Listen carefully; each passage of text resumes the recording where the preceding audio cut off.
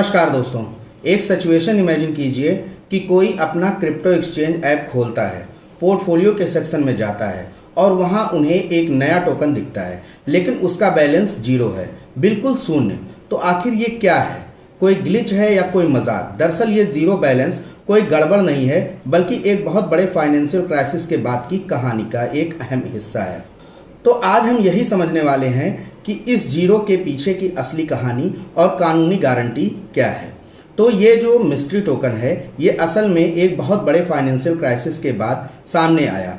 ये सिर्फ एक टोकन नहीं है, बल्कि एक ऐतिहासिक हैक के बाद दोबारा खड़े रहने की कोशिश का एक ब्लूप्रिंट है। तो कहानी शुरू होती है 2024 में एक जबरदस्त हैक के साथ। कई महीनों तक सब कुछ बंद रहा, पूरी अनिश्चितता। फिर अक्टूबर 2025 में वजीरेक्स ने वापसी की और जनवरी 2026 तक ये नया रिकवरी टोकन, जिसे आरटी भी कहते हैं, लोगों के अकाउंट में दिखने लगा। तो सवाल ये है कि फंड बटे कैसे? इनके हिसाब से यूजर्स को उनके क्लेम का 85% तो सीधा सीधा वापस मिल गया, जो कि एक बहुत बड़ा झूठ है, क्योंकि आप लोगों को भी पता है कि हम लोगों को 85% तो नहीं मिला है। लेकिन असली कहानी उसी बचे हुए 15% में छुपी हुई है, जिसे इस नए रिकवरी टोकन में बदल दिया गया है। इसे समझने का सबसे आसान तरीका पता है क्या है? सोचिए, किसी ने आपके 100 रुपए खो दिए।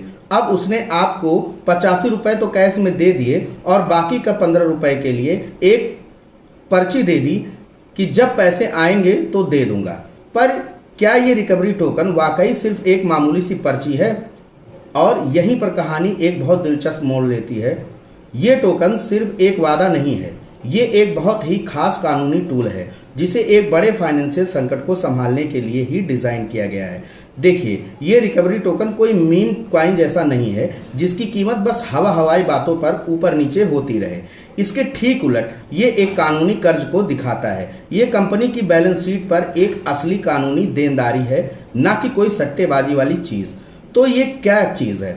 इसे कहते हैं टोकनाइज्ड डेब्ट इंस्ट्रूमेंट। अब ये सुनने में तो भारी लगता है, पर असल में वजीरेक्स ने किया क्या है? उन्होंने फाइनेंस की एक पुरानी चीज, एक लोन इंस्ट्रूमेंट, उसे लिया और ब्लॉकचेन पर डाल दिया। ये ट्रेडिशनल कानून और नई टेक्नोलॉजी का एक मिक्सचर है। और सबसे कमाल की बात यह है कि ये प्लान किसी पर थोपा नहीं गया था। 95% से भी ज्यादा क्रेडिटर्स ने इसे कोर्ट में अप्रूव्ड प्रोसेस के हक में वोट किया था। ये बहुत बड़ा सिग्नल है कि जब बात वजूद पर आती है, तब एक सिस्टमेटिक और कानूनी तौर पर पक्का वादा किसी भी आइडियोलॉजी से बड़ा हो जाता है। तो चलिए अब उस शुरुआती सवाल पर वापस आते हैं, वो जीरो क्यों दिख रहा था?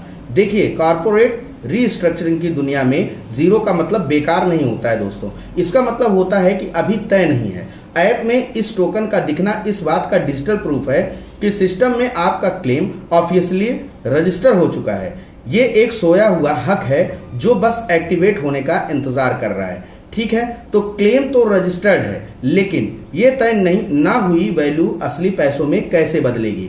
यहीं पर आता है एक बहुत ही दिलचस्प लेकिन विवादों में भरा सिस्टम सामने आता है। देखिए, पेमेंट की कोई फिक्स डेट नहीं है, बल्कि हर 3 महीने में एक रिव्यू होता है और एक बहुत ही सख्त शर्त है। जब तक प्लेटफॉर्म कम से कम $10 मिलियन यानी करीब 85 करोड़ रुपए इकट्ठा नहीं कर लेता है, तब तक कोई पेमेंट नहीं होगी। अगर यह लिमिट पार हो जाती है, तभी टोकन का बाईबैक शुरू होगा। ये बिल्कुल एक गुल्लक की तरह है। सोचिए, घर में एक गुल्लक है और ये तय हुआ है कि जब तक आप उसमें पूरे 85 करोड़ रुपए नहीं भर जाते हैं, तब तक उसे फोड़ा नहीं जाएगा। ये $10 मिलियन की लिमिट ये पक्का करने के लिए है कि जब पैसा बांटा जाए तो वो एक ठीक रकम हो, ना कि कुछ पैसे या रुपए। और यहीं पर आकर के मामला फंस जाता है। एक बहुत बड़ी दुविधा है। पैसा चुकाने के लिए वजीरेक्स को प्रॉफिट चाहिए, प्रॉफिट के लिए जबरदस्त ट्रेडिंग वॉल्यूम चाहिए, और वॉल्यूम के लिए चाहिए यूजर्स का भरोसा। लेकिन इतने बड़े हैक के बाद क्या यूजर्स वापस आकर के उस प्लेटफॉर्म पर भरोसा करेंगे?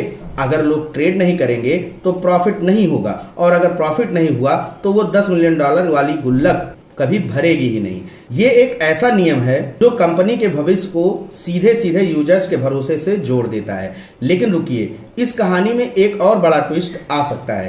कंपनी इस बात पर भी विचार कर रही है कि क्या भविष्य में इस रिकवरी टोकन को ट्रेडेबल बनाया जाए। अगर ऐसा होता है तो पूरा का पूरा गेम ही बदल जाएगा। अगर ये टोकन ट्रेडेबल हो जाता है दोस्तों, तो यह फौरन एक डिस्ट्रेस्ड एसेट बन जाएगा अब ये क्या होता है? ये एक फाइनेंशियल टीम है जो उन एसेट्स के लिए इस्तेमाल होता है जो मुश्किल में फंसी कंपनियों से जुड़े होते हैं, और ऐसे बाजारों का मनोविज्ञान, उनकी साइकोलॉजी बिल्कुल अलग होती है। जैसे ही ये होगा, मार्केट में दो तरह के लोग आ जाएंगे। एक तरफ होंगे वो लोग जो इस अनिश्चितता से तंग आ चुके हैं और फौरन निकलना चाहते हैं, भले ही उन्हें अपना क्लेम सस्ती कीमत पर बेचने पड़े। और दूसरी तरफ होंगे रिस्क लेने वाले इन्वेस्टर जो इन्हीं क्लेम्स को सस्ते में खरीद करके रिकवरी टोकन पर यानी कि रिकवरी पर दांव लगाएंगे, इस उम्मीद में भविष्य में इसकी कीमत कई गुना बढ़ भी जाएगी। चलिए अब 1 मिनट के लिए वजीरेक्स के इस केस से थोड़ा बाहर निकल कर देखते हैं और समझते हैं कि ये पूरी घटना क्रिप्टो की दुनिया के बारे में क्या कहती है।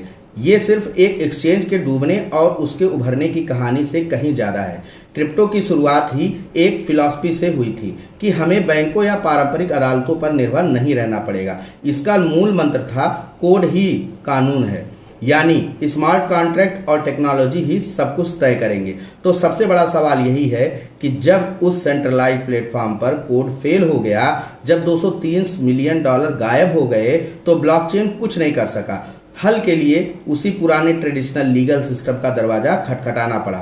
सिंगापुर की अदालतें, कारपोरेट रीस्ट्रक्चरिंग, दिवालियापन के कानून। क्या ये क्रिप्टो का सबसे बड़ा पैराडॉक्स नहीं है कि जब सबसे बड़ा संकट आता है तो उसे बचाने के लिए उसी सिस्टम को आना पड़ता है जिसे खत्म करने के लिए क्रिप्टो का जन्म हुआ था? ये एक ऐसा सवाल है जो भविष्य के हर क्रिप्टो इनोवेशन पर एक बहुत ही बढ़िया प्रश्न चिन्ह लगाता है। तो दोस्तों, आप लोगों को ये वीडियो कैसी लगी हमें कमेंट करके ज़रूर बताइएगा। अगर आपको कोई चीज़ नहीं समझ में आ रही है तो हमें कमेंट करके ज़रूर पूछिएगा, और इसी के साथ साथ हमारे टेलीग्राम ग्रुप को और हमें इंस्टाग्राम पर फॉलो करना मत भूलिएगा। मिलते हैं आप लोगों से किसी मस्त धमाकेदार वीडियो में, तब तक के लिए नमस्कार।